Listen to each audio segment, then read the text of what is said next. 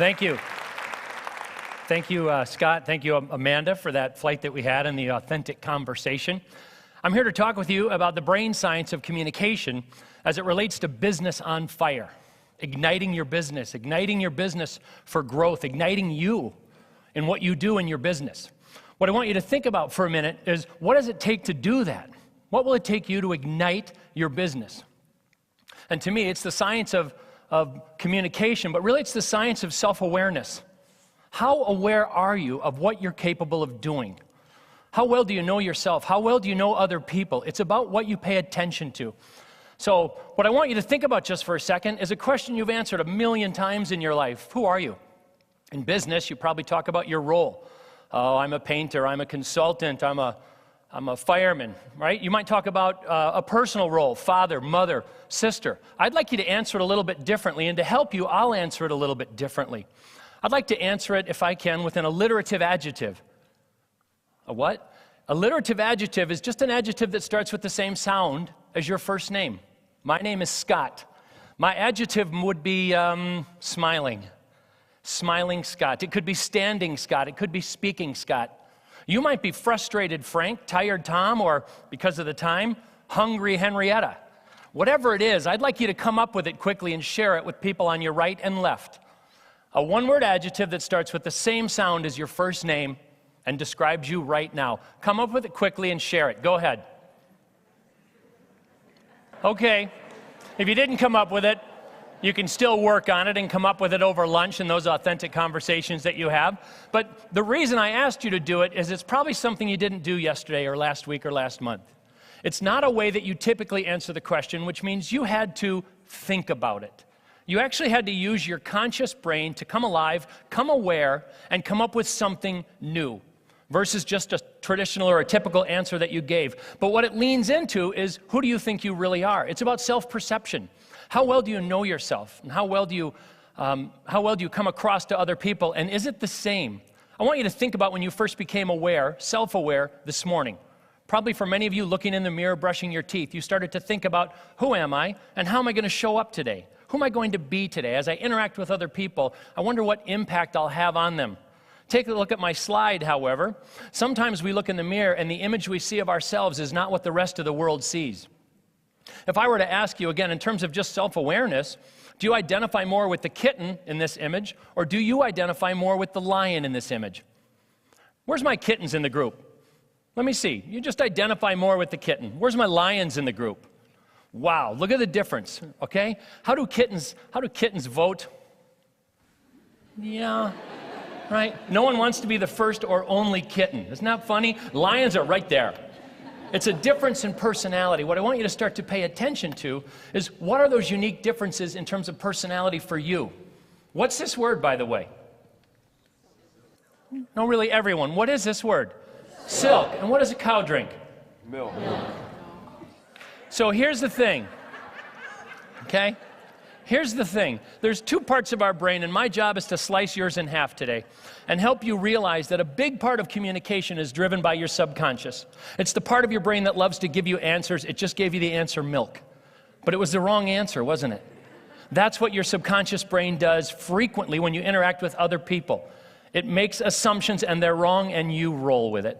What I want you to do instead, like you just thought about the alliterative adjective, is I want you to turn your brains on. I want you to be conscious of yourself, more conscious of who you are and the impact that you're having on other people, right? A focus on awareness. Who are you really? How do you really show up and interact with other people? And it's got to start with knowing yourselves and then knowing the other person. Once you know who you are and how you're wired, you need to be consciously aware of what Carl Jung called the otherness of the other. Because if you're not, until you make the unconscious conscious, it will direct your life and you will call it fate. Every one of us has millions of patterns in our subconscious brain that determine how we interact with other people. And if we don't challenge them through consciousness, stuff just happens to us. And we think it just happens over and over again, and it's fate. We don't have control of it, but you do have control. Your conscious brain gives you the ability to change your outcomes based on changing patterns in your subconscious brain. How do we do that? We have a new thought. We have a new idea. We authentically steal ideas and pull them together. It's as Reese said, it's in your toolkit right now. You have the ability to have a new thought at any time about anything in your life you'd like to be different, and switching your brain on and having that thought creates a new pattern for you to hang on to. But it starts with knowing you and knowing others. So how have we done that over the years? How have people done that? Heraclitus came up with a model 2,500 years ago. It was very actively practiced, right, in actually modern medicine at the time. But for over 2,000 years, we tried to define people by type, by category. It's a way of knowing yourself, and it's a framework. So what we're talking about here is with this conscious awareness, having a framework with which you know yourself, how you show up, and who you are, so that you can communicate and relate to others. That's what it's for. That's the power of it. So that's one model. There's so many others in the world, especially in terms of business and igniting your business or lighting a business on fire, helping people be more self-aware. How many of you have been through some of the models that are listed here? Millions and millions of people, most of you as well. The power of these models is helping you figure out, who am I? How am I wired? How do I communicate? Because that's how I judge everybody else in my world. If I'm 7 feet tall, you're all short. I walk into work every day and wonder why I work with so many short people, right? It's not about you being broken. It's about me needing a higher level of self-awareness. So how do I come up with that? Well, I want to share a model with you, one of many that are available in the world. And I'd just like you to think about it for a minute to help you categorize, how are you wired? What's that unique natural personality that you bring? Think about if it's more fiery red. You're determined, competitive, demanding. You love to get things done and you're task-oriented. You're always in go, go, go mode. Is that you? Does that resonate well? You're always about getting things done. My wife leads with high fiery red. For 27 years, when I'm driving the car and the light turns green, she says, go. Every single time. Go, turn left, turn right, go, go, go. That's high fiery red. You're all about getting stuff done. The shortcut is do it now. How about sunshine yellow? Does that resonate better with you? Energy, enthusiasm, karaoke night, happy hour, life of the party, right? If it's you, you're laughing out loud because you're seeing it in yourself. For all of you, in fact, right now, think about somebody you work with that's always telling you what they're doing, what they did the night before, what they had for lunch, what they're going to do in the afternoon, what they're going to do the next day, on and on and on. Think of someone specific. If you can't think of anybody, it's you. Okay? That's sunshine yellow energy. It's energy. It's enthusiasm. Try and make a decision for yourself right now. Are you more focused on red energy task, getting stuff done? Or do you tend to focus more on that yellow energy, all about people and relationships? Both are extroverted energies. Both are noisy and talk to think. Let me talk to the other two for a minute and actually try and calm down and slow down a little bit, right? To sort of talk in that preferred style. Some of you lead with earth green. You're amiable, patient, caring, relaxed. You're brilliant listeners. You listen to see where someone's going to take you without the need to interrupt in a fiery red way and get something done, or maybe the need to interrupt in a sunshine yellow way and make the story about you. The gift of brilliant listening for what's said and even what isn't said falls within that introverted feeling, amiable, caring, earth green. And the last one is introverted thinking, cool blue, analytical, cautious, precise. You want me to prove these concepts to you. You'd like to read more about them. You like to study. You like to analyze. And you like to go deeper. Think for a minute which one of these is more like you. And just share it with people on your right and left quickly. Which one do you think you lead with? Go ahead and tell them.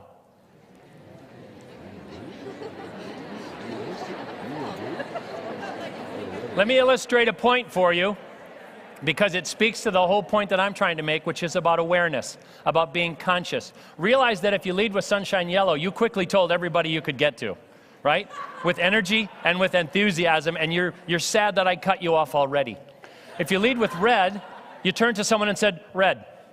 Why? Because it's like, now what? Let's get something done. Now I know this, let's get something done. If you lead with earth green, you are probably a little bit slower and more cautious to lean to the right or to the left, to invite, the person to share in this information with you. If you lead with blue, you're not sure yet if that's the right answer because you want more time to think and be structured and be logical. But my point about communication is we need to know this about ourselves. We need to be self-aware because here's a risk. Here's a risk. What if you overuse these gifts of communications energies? What does it look like if you overuse them? My wife believes that she's determined, strong-willed, and purposeful when she tells me how to drive the car. I believe she's overusing that gift of red energy, and take a look. I believe she's aggressive, controlling, overbearing, and intolerant. It's my perception of the overuse of that energy. You can overuse all these energies, overuse that wonderful, caring earth green, and your docile, bland, plodding, reliant, and stubborn. Bad green, we call it. In fact, we like to say, hell hath no fury, like earth green energy scorned. Some of you who lead with that earth green, you recognize that, right?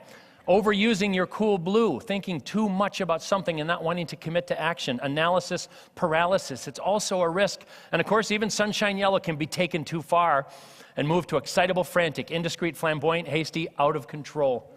So the challenge here in terms of being self-aware is, how do you know when you're using the gift of your personality up to the right level? And do you actually know when you've gone too far?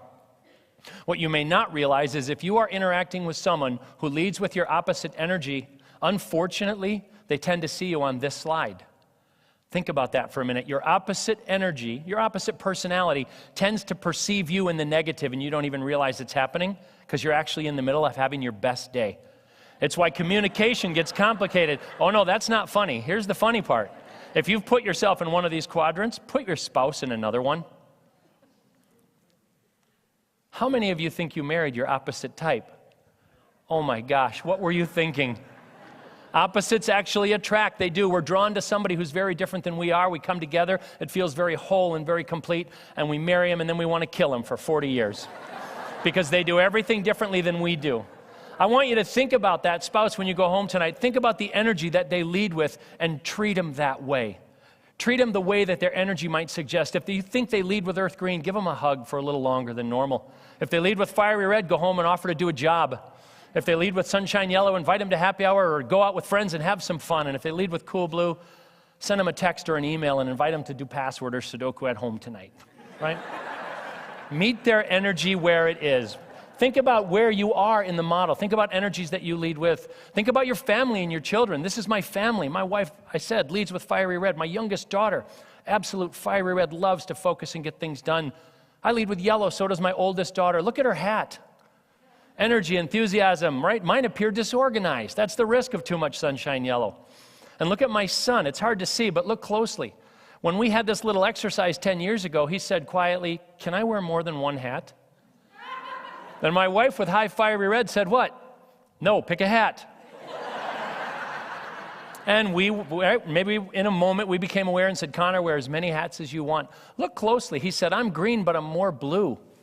And he actually put 2 hats on. That's the uniqueness of personality. It's the way we gather information and the way we make decisions and how we show up in most everything we do. So be aware, right? The psychology underneath it is extroverts, introverts, thinking and feeling. The same psychology, Jungian psychology, that underpins Myers-Briggs or MBTI. All right, just a brilliant tool or tools and psychology that helps you access who you are, how you're wired, and what makes you tick. It's about being aware that this exists so that you can be aware of it in other people. I'll let you read this slide because this is going to happen as soon as we go to lunch. You're going to look at each other and you're going to see behaviors. Just read it for yourselves. Do you? I know, it's crazy, right? But it's true. You do one of these things, don't you? And one of these things that other people does makes you crazy. They're probably your opposite type. Isn't it funny how we do it? I should probably have one more up there for the person who leans in, pretending to hit the open door button, but really hits the closed door. Maybe that's bad red. I don't know. The point behind what I'm saying is, think about how you're wired and how you show up.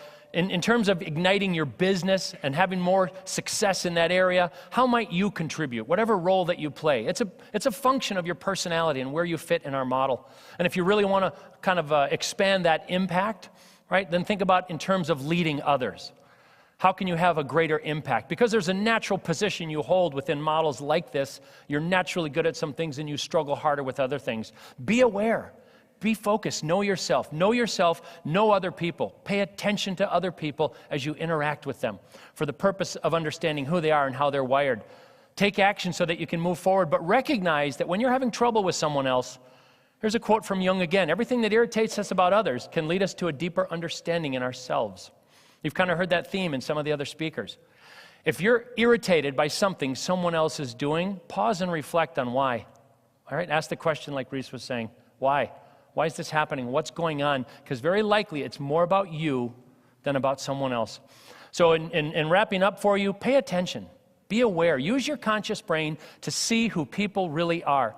If you wonder what it feels like, pay attention to your blinking right now for just a second. Notice you're blinking? You're doing it. You're self-aware. It's that easy. Now, tomorrow morning when you're brushing your teeth and looking in the mirror, I hope you have a little moment of self-awareness again. I don't want you to think of me, but think about blinking. Look in the mirror and say, wow, I'm aware. I'm going to go be aware of everybody that I meet today. That's the plan. Focus on others. Know your unique personality style. Use whatever model helps you make sense of you in relationship to others, but notice the otherness of the other. Everyone in here is unique from everyone else. Everyone brings a gift. Everyone brings a unique personality, and they're dying for you to notice it. Just like you are dying to be communicated with in your preferred style, so is everybody else. Give them that gift, take action, and make a difference. Thank you very much.